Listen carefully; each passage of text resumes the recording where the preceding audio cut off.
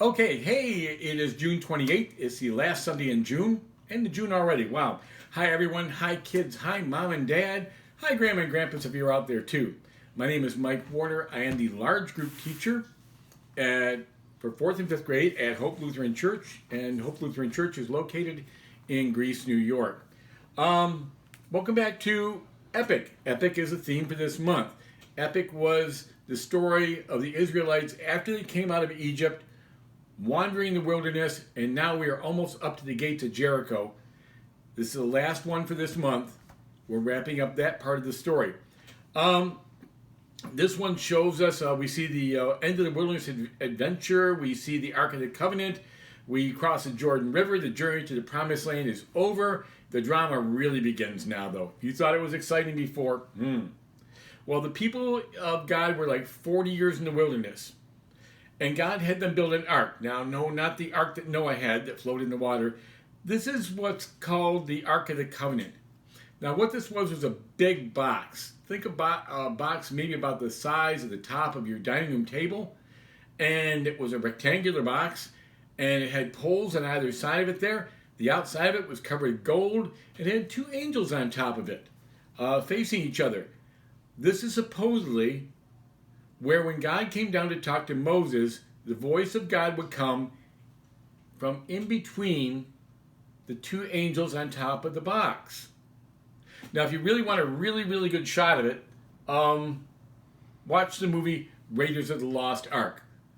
The end of the movie is kind of weird and not true at all, but it shows some really good pictures of what the Ark probably looked like. Now, you're going to hear this stuff. Where is the Ark of the Covenant now? Is it still around? I don't know if it's still around. I don't know if the king of Babylon melted it down after he captured Jerusalem. I don't know. But do people know where it is today? No, they don't. If people really knew where it was, I think that we would have seen it by now. Is it still out there? Yeah, well, maybe. Well, today's wilderness involves stacking stones. Stacking stones, kind of like... There goes the coffee maker. Kind of like stacking cups. I've always liked stacking cups. It's a nice game. See how many I've got here.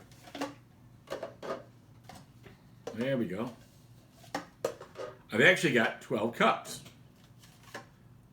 which is exactly the number of stacking cups that I need. The cups represent what the Israelites did when they got to the River Jordan. They got to the River Jordan, and God said, cross the river. And they said, well, it's kind of a river, kind of like crossing the Genesee River. So God said, walk with the Ark of the Covenant out to the river. And as soon as the men carrying the Ark of the Covenant, when their feet touched the river parted, turned into dry land, kind of like it did with the Red Sea. They got to the other side, and God said, okay, I want you to remember what we did here today. So he sent one man from each tribe out to get a great big stone, a great big boulder that they could carry on their shoulders. Each one of them carried one big rock out of the middle of the river. And they took it to the side of the river that they were going to, and they set it down, and they built a stack of these stones as a memorial. And the memorial was pretty much, okay, this is what happened here in the year that the Lord took us out of the wilderness.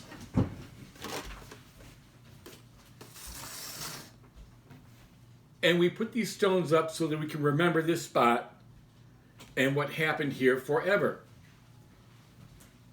I have a tough time remembering things. That's okay. I'm old. I have a tough time remembering anything. I'm using Miss Becky's computer. Miss Becky, is this your computer? It sure is. Well, because I left mine at home because I forgot it. You try to remember things and you forget them. You know what this is? This is film. This is Kodak film. There's a lot of memories caught on this Kodak film. We ought to put them on CD. You know what this is? Mrs. Warner's dad, Grandpa Wright, these were his badges and his stripes and everything that he wore in his uniform and his dress uniform from World War II. This is a box of memories. And memories are good things to have around. Old photographs. I bet your grandma's got a box of photographs somewhere. Maybe even a scrapbook or something. Mom may have a scrapbook from when you were a baby. Memories, things to remember. And that's the big idea today, is remembering what God did for us. I was going to do this with stones, but we're going to do it with cups. We're going to do it with cups again. Go through the Bible story real quick. Pretend these are stones, okay? I'm going to read you the Bible story. The way it comes from the Bible, you cut a few little things out there, but it says in the book of Joshua, "This is how you will know that the living God is among you, and he will certainly drive you out before the Canaanites, the Hittites, the Hivites, the Pezerites, and the Gigashites, the Amorites, and the Jebusites." Those were the bad guys. We will remember that God is with us. As soon as the priests who carried the ark of the Lord of all the earth, set foot in the Jordan, the waters flowing downstream were cut off, and they stood up in a great big heap. We remember that God makes promises, and he keeps them. The water from the upstream stopped flowing. It piled up in a great heap a distance away, while the water flowing down to the sea of the Dead Sea was completely cut off, so the people crossed opposite the city of Jericho. We remember that God does miracles. The priests who carried the Ark of the Covenant of the Lord stopped in the middle of the Jordan. They stood on dry ground while all of Israel passed by until the whole nation had completed crossing on the dry ground. We remember that God cares for not just a few, but everyone. God says, tell them to stack up 12 stones in the middle of the Jordan. From where the priests are standing, carry them over and put them at the place where you will stay tonight. That would have been on the west bank of the Jordan. We remember that God is faithful to his people and to you. Tell them that the flow of the Jordan was cut off before the Ark of the Covenant of the Lord. When it crossed the Jordan, the waters of Jordan were cut off. The stones are to be a memorial to the people of Israel. How long? Forever. We remember to thank God. The Israelites did just Joshua commanded them. They took 12 stones from the middle of the Jordan. According to the number of tribes of the Israelites, as the Lord had told Joshua, they carried them over to their camp where they put them down. We remember to obey God. Joshua set up the 12 stones that had been in the middle of the Jordan at the spot where the priests who carried the ark had stood.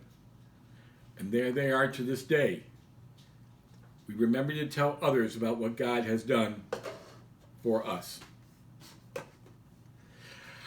As soon as all the people had crossed over the Jordan, the ark and the priests came to the other side while the people watched.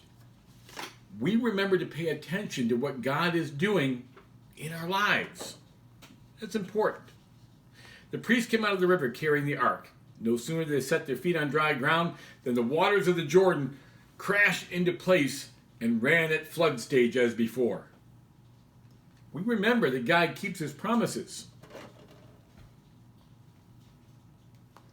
Joshua said to the Israelites, in the future when your descendants ask their parents, "What do these stones mean?" Tell them Israel crossed the Jordan on dry ground because of what God did. We remember to praise God for what he does for us. And lastly, he did this so all the people of the earth might know that the hand of God is powerful, and so you might always fear the Lord your God. The last stone is that we remember that God is great. That's what I want you to do today. Remember. Remember how wonderful your parents are, how great your grandparents are. I'm a grandparent. Remember what God has done for you. Were you safe during the virus? God was good to you and your family. And God bless them, and God bless you guys.